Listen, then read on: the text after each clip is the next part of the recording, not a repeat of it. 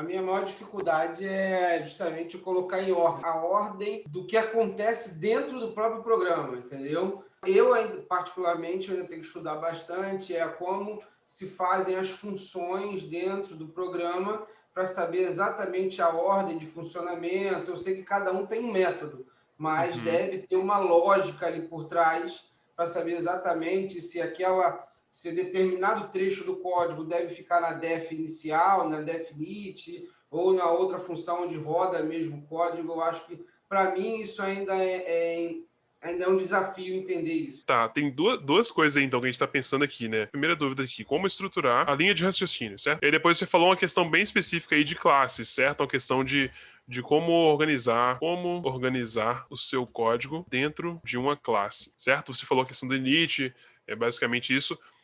Só quero lembrar duas coisas aqui. A primeira questão é essa aqui, de como estruturar a linha de raciocínio para criar uma solução. Isso vai depender primeiro do tamanho da solução que você vai criar. Tem soluções que você consegue fazer ela num bloco de nota, como é o caso dessa solução aqui, você poderia abrir o seu VS Code, por exemplo, e o que eu faria? Eu colocaria vários comentários. Primeiro, caso seja uma pequena solução, tá? No caso, pequeno software é uma coisa que você não precisa de criar vários módulos, não é uma coisa que vai levar várias classes. Isso não seria não seria uma grande solução. A grande solução vai incluir vários módulos, talvez você vai ter que fazer instalação de bibliotecas externas, fazer integração com vários tipos de arquivo, às vezes tem que criar uma API, conectar com um banco de dados, aí já é uma coisa um pouco maior. Mas como é uma solução menor, como que eu faria? Primeiro eu pensaria na minha cabeça, tá?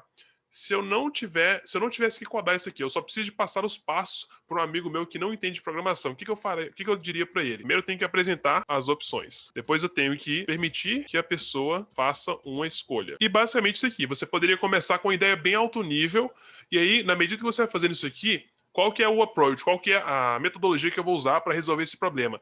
Talvez você não sabe fazer todas essas opções aqui. Tá? Você talvez não sabe apresentar as opções, você não sabe permitir que a pessoa faça uma escolha, mas talvez você saiba alguma coisa aqui. Por exemplo, talvez você saiba aqui talvez você saiba aqui, ó, obter a opção selecionada. Aí o que você faria? Você entraria aqui e você poderia codar só essa parte do código. Então você poderia talvez já fazer uma parte do código e aí na medida que você vai tentando descobrir coisas novas, você vai preenchendo aqui as funcionalidades e muitas das vezes você vai perceber que você vai ter que alterar essa ordem aqui. Às vezes você tem que, na verdade, apresentar as opções, tem que obter a opção selecionada e depois de alguma forma você tem que alterar essa ordem aqui.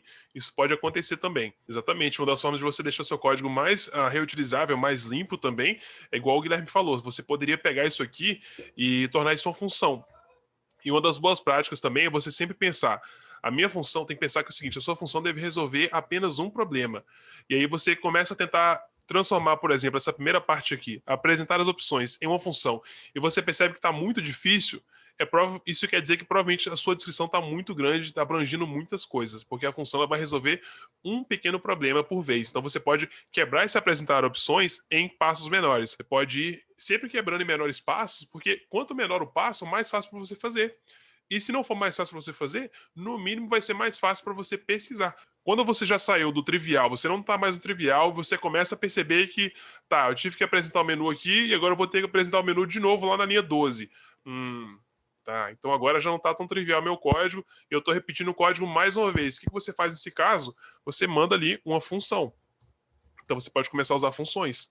E depois que você fez já funções, você percebe que seu código está ficando bem grande e funções você agora tem várias funções, beleza? Vamos dizer que você tem lá 20 funções diferentes ou 10 funções diferentes. Só que 10 dessas funções, elas tratam de manipular string e as outras 10 tratam de manipular datas. Então você tem ali um grupo de funções que não são relacionadas. Então neste caso, para que você possa reutilizar esse código, talvez seja interessante você criar uma classe que trata ali, por exemplo, classe métodos de um string, classe datetime, por exemplo, classe métodos de data, por exemplo.